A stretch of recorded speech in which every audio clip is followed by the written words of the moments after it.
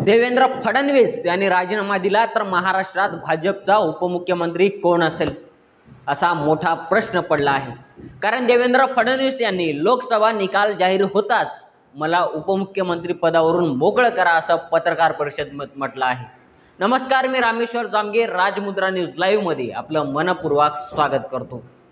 महाराष्ट्राच्या राजकारणातील सर्वात मोठी बातमी समोर येत आहे। उपमुख्यमंत्री देवेंद्र फडणवीस यांनी राजीनाम्याच्या तयारीत आहेत। देवेंद्र फडणवीस यांनी राजीनामा देऊ नये यासाठी भाजपच्या दिग्गज नेत्यांनी प्रचंड प्रयत्न केले, पण देवेंद्र फडणवीस राजीनाम्यावर ठाम आहेत।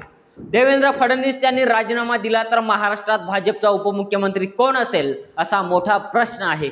मिळालेल्या माहितीनुसार देवेंद्र फडणवीस यांनी राजीनामा दिला तर भाजपचे संकटमोचक म्हणून प्रसिद्ध असलेले नेते गिरीश महाजन यांची महाराष्ट्राच्या उपमुख्यमंत्रीपदी वर्णी लागण्याची शक्यता वर्तवली जाते। कारण सध्याच्या घडीला महाराष्ट्रात भाजपमध्ये गिरीश महाजन यांचं नाव आघाडीवर आहे। गिरीश महाजन हे सध्या राज्यातील भाजपचे 2 नंबरचे नेते आहेत। त्यांची पक्षाचे संकटमोचक नेते म्हणून ख्याती आहे। याशिवाय ते देवेंद्र फडणवीस यांच्या अत्यंत जवळचे आणि विश्वासू नेते आहेत।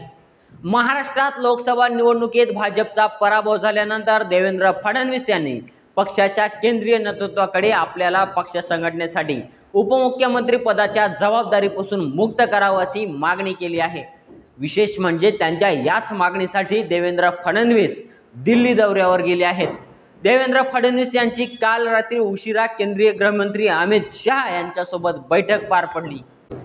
या बैठकीत देवेंद्र फडणवीस यांनी अमित शहा यांच्या समोर आगामी लोकसभा निवडणुकीसाठी आखलेल्या प्लॅनची ब्ल्यूप्रिंट सादर केल्याची माहिती सूत्रांकडून मिळत आहे। विशेष म्हणजे या बैठकीनंतर आज पुन्हा अमित शहा आणि देवेंद्र फडणवीस यांच्यात बैठक झाली। मिळालेल्या माहितीनुसार लोकसभा निवडणुकीच्या पराभवानंतर राज्यात भाजप ॲक्शन मोडवर आली आहे। भाजप संपूर्ण राज्यात जनादेश यात्रा काढणार आहे। उपमुख्यमंत्री देवेंद्र फडणवीस जनाधार यात्रेचे नेतृत्व करणार आहेत।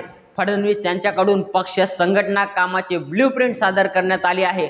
संपूर्ण राज्यात विभागावर भाजप जनतेपर्यंत पोहोचवण्याचा प्रयत्न करणार आहे।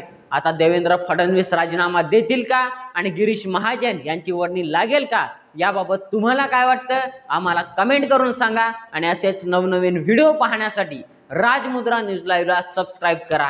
धन्यवाद।